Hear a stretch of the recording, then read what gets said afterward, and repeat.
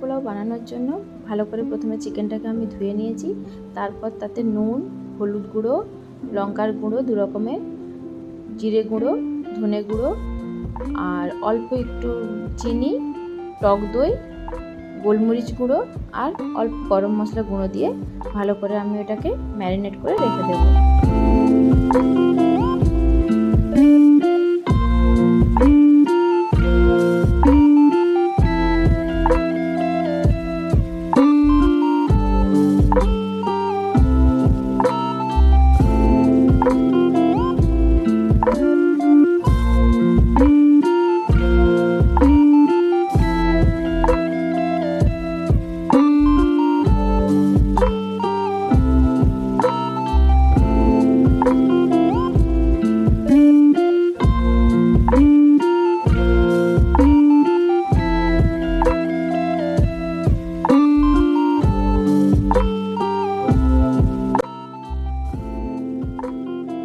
ছোটো বাটির 2 বাটি মতো গোবিন্দভোগ চাল ভালো করে ধুয়ে জল ঝরানোর জন্য রেখে দিয়েছি।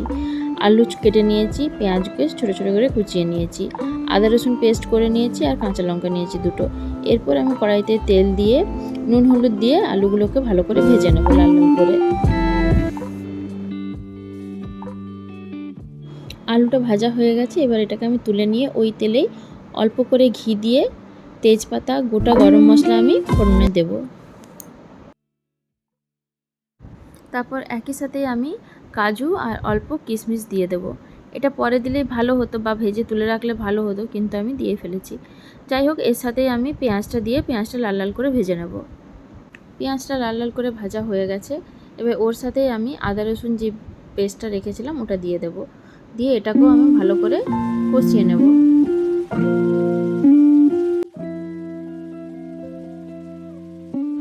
আদা রসুন পেঁয়াজ আমার একসাথে ভালো করে ভাজা হয়ে গেছে। এরপর আমি এর সাথে দিয়ে দেবো অল্প হলুদ গুঁড়ো। এরপর আমি যে ম্যারিনেট করা চিকেনটা রেখেছিলাম সেটা আমি পুরোটাই দিয়ে দেবো। পরে আমি জলটা দেবো ওতে। এখন আপাতত আমি চিকেনটা দিয়ে ভালো করে মিশিয়ে নেব, মানে মোটামুটি কষানো কষানো মতো করে নেব।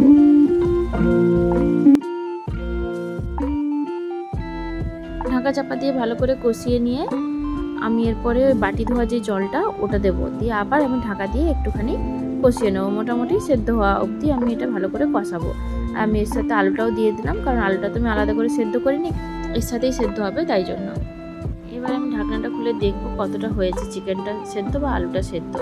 যদি চিকেনটা হয়ে গিয়ে থাকে তাহলে আমি চিকেনটা তুলে রেখে দেবো, কারণ চালটা ভাজা ভাজা করে যখন আমি জল দিয়ে ফোটাবো তখন চিকেনটা আরও নরম হয়ে যাবে। তো মোটামুটি চিকেনটা সেদ্ধ হয়েই গেছে, আলুটা হয়নি, তাই জন্য আলুটা রেখে দিলাম। চিকেনটা আমি আলাদা একটা বাটিতে তুলে রাখবো।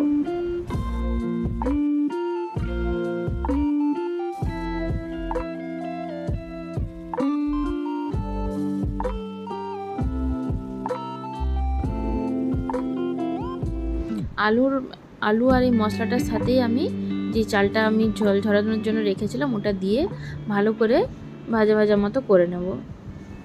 অল্প নুন দেব পরে, আপাতত নুন দিলাম না। এখানে আমি 2 বাটি চালের জন্য 4 বাটির একটু বেশি জল নিচ্ছি, কারণ আলুটা আছে, আলুটাও তো জল টানবে, সেদ্ধ হবে, সেই জন্য আমি একটুখানি বেশি 4.5 বাটি মতো জল আমি এখানে ফুটানোর জন্য রাখলাম, গরম হতে দিলাম। চালটা আমার ভালো করে মেশানো হয়ে গেছে, এরপর আমি জলটা দিয়ে ঢেকে দেবো।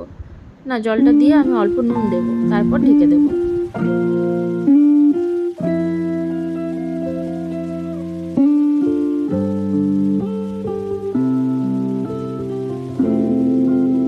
মোটামুটি 10 মিনিট পরে আমি একবার ঢাকাটা খুলে দেখব, তো এখনও মোটামুটি জল আছে এবং আলুটাও হালকা সেদ্ধ হতে বাকি আছে। তো আমি চিকেনটা দিয়ে দিলাম ওর সাথে, এবং এটাও আরেকটু ফুটিয়ে নেব জল দিয়ে, কারণ চিকেনটা না হলে একটুখানি শক্ত থেকে যাবে, সেই জন্য আমি আবার একটু জল গরম করতে দিয়েছিলাম।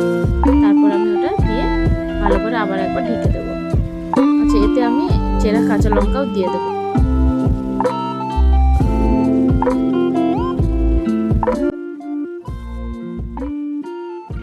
মিনিট 5 জন্য ঢেকে দিয়ে ঢাকা খুলে আমি অল্প গরম মশলা আর অল্প চিনি ছড়িয়ে আবারও একটুখানি ঢেকে দেবো ও ঘি দেবো অল্প।